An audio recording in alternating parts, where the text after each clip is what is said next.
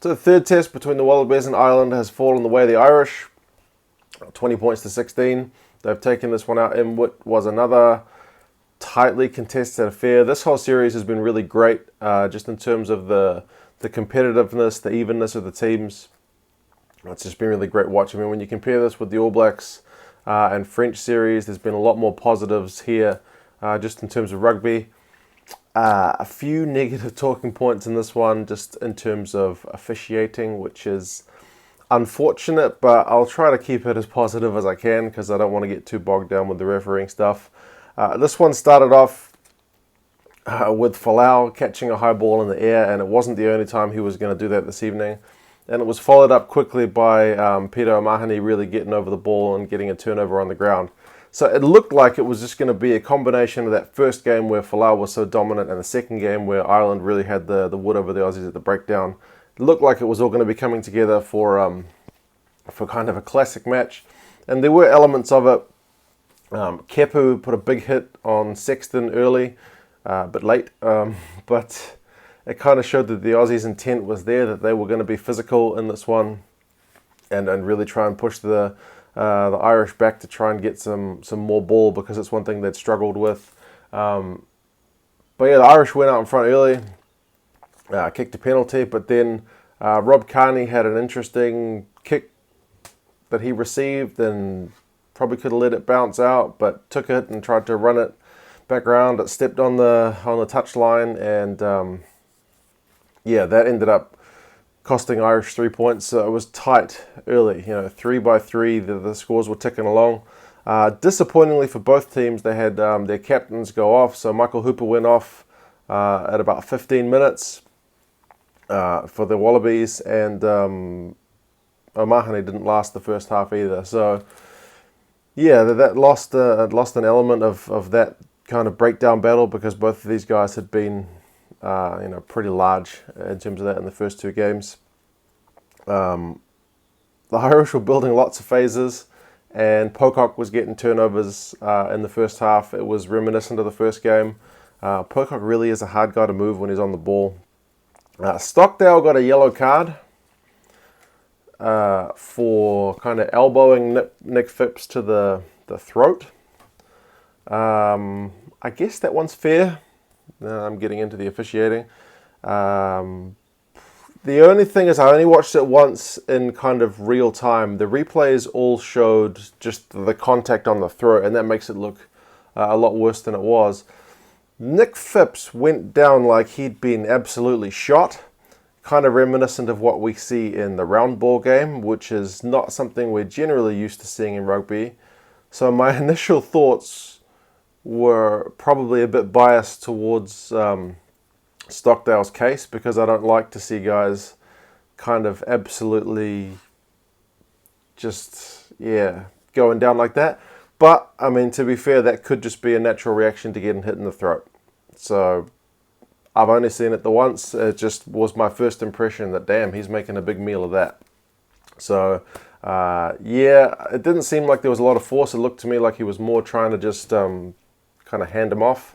But that still image of the contact with the elbow in the throat, it doesn't look pretty. So he got yellow carded.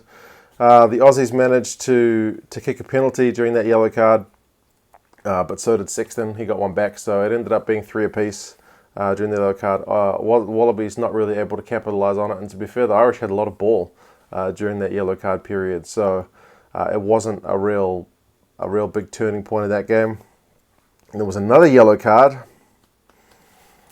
with Folau taking a kickoff. His one is probably even more contentious, because O'Mahony was being lifted and Folau jumps the same height as a man being lifted, so there was good competition for the ball in the air. They ruled that Folau was the reason that O'Mahony ended up clattering his head. This is the reason he went off pretty early in the game, because they said he kind of laid a hand on him. I thought it was a fair contest.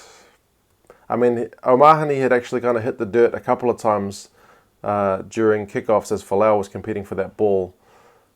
And I thought to myself during one of the first ones, wouldn't it be funny if they if they gave a yellow card to a guy when he actually won the ball. He didn't really win the ball. I think it was still Mahoney's hand that got on it, but Folau was just trying to swap the ball back.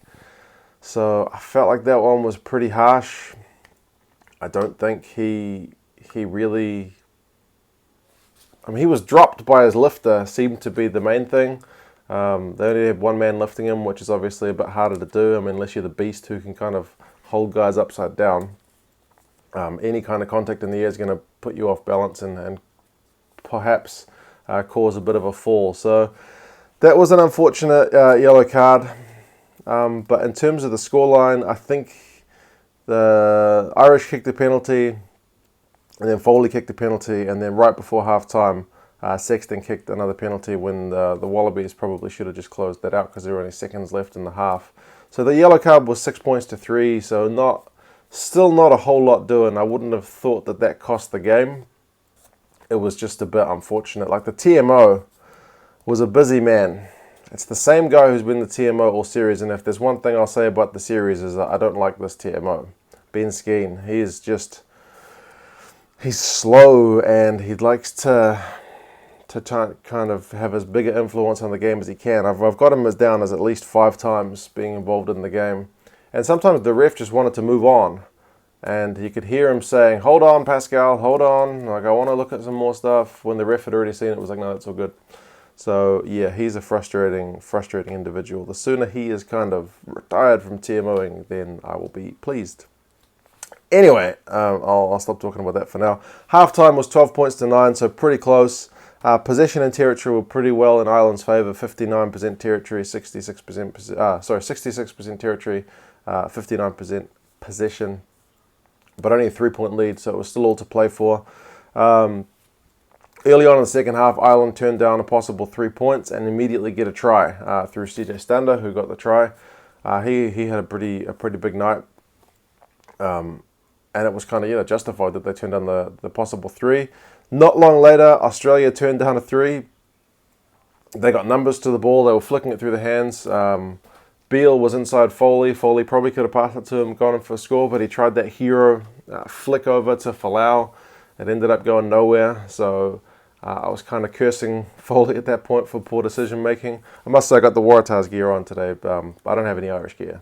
Otherwise, I probably would be wearing Irish gear because they won, but the game was in Sydney, so it kind of feels fitting. But a few minutes later, despite blowing that kind of possible try, Foley put in a magic kick to Korobidi, who went in and scored a pretty sweet try as well. So just the 2 tries, Korobidi and Stander for this one. So yeah, they needed to break that Irish defence with a bit of magic, and it was magic they got. The Aussie scrum got a couple of penalties. With the starting props and the replacement props, so they had slight edge in that area. Foley missed a penalty, and then there were some things that just didn't really go Australia's way. Powell threw a long ball and it just hit the boots of Foley, so he wasn't able to take it. He got called for a forward pass. This is Powell again. So there were a few things that started to kind of go against them, and then the second kind of major refereeing controversy was Tolu Latu getting penalised at the breakdown. It looked like he kind of had rights to the ball, but the referee penalised him.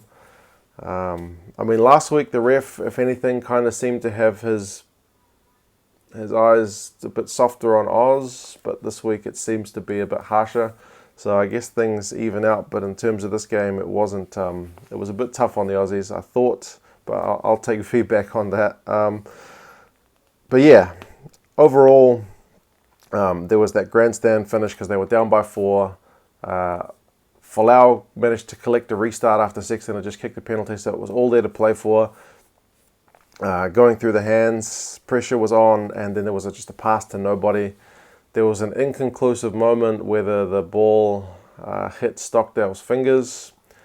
For a deliberate knock-on because he stuck his hand out between the guys who were kind of trying to spin it wide. Inconclusive was the call from the TMO. So, yeah, game over, basically. My initial feeling was it did clip his fingers. Those deliberate knockdown rules are sometimes a bit frustrating anyway. But, yeah, there was just another 50-51 that kind of went against the Aussies. So, yeah, this game... entirely too much TMO, but too much ref influence. I mean, the penalty count was pretty even. It was 14 to Australia, 12 to Ireland, so a lot of penalties. But I don't want to let that take away from the game itself, which was close. Had some good skills on display, a lot of good defence, pretty good work at set piece from both teams. Series as a whole, very enjoyable. Pity that we've got this talking point, but when you compare it to the France-New Zealand series where the refereeing was just all over the shop, I think this one's been comparatively good, although, a bit spoiled in this third one. Apparently, Michael Cheika invited the refs and TMO to the press conference for a few please explains, but I think so the media could, not so that he could grill them, but so the media could ask some questions about those calls. But the refs declined that invitation. It was close for the Aussies, just not able to convert at key moments of pressure. Some calls went against them, but sometimes just poor skills let them down. For Ireland, dominant at times, did enough. Overall, I mean, the stats of this game, run meters, defenders beaten, offloads, tackling percentage, they're all pretty much the same. Both these teams had a pretty even rubber this game. I mean, full-time possession and territory was 53%, both to Australia. So the second half was quite clearly in favour of Australia. First half was Ireland, so really even contest. If nothing else, there were a couple of hilarious moments. The Aussie shirts rip far too easily. Multiple guys had their shirts just ripped apart. And there was one point where Taniela Tupa, who was a huge man, played halfback, and he actually passed it. He didn't pick and drive. He passed it from the base of the ruck, and it was just comical. Compared to seeing Joe Powell at the base of the ruck, when you see Taniela Tupa there, it just didn't look right. But that made me smile. Otherwise, like I said, very good series. Ireland take it. I wouldn't be putting my head down if I was an Aussie fan. Could have won this one. To be fair, all three games could have really gone either way. But yeah, good contest. What did you guys think of the game? What do you think about those key officiating moments? Like I said, my gut feeling was that the Aussies had the slightly hard done by. But like I said, in the second test, it was probably the other way. So what do you guys think? And we'll see how things go moving forward. Obviously, back to Super Rugby for the Aussies. We'll see how they go. And well-earned rest for the Irish guys. But yeah, let me know your thoughts on the game, and I'll talk to you again soon. See you later.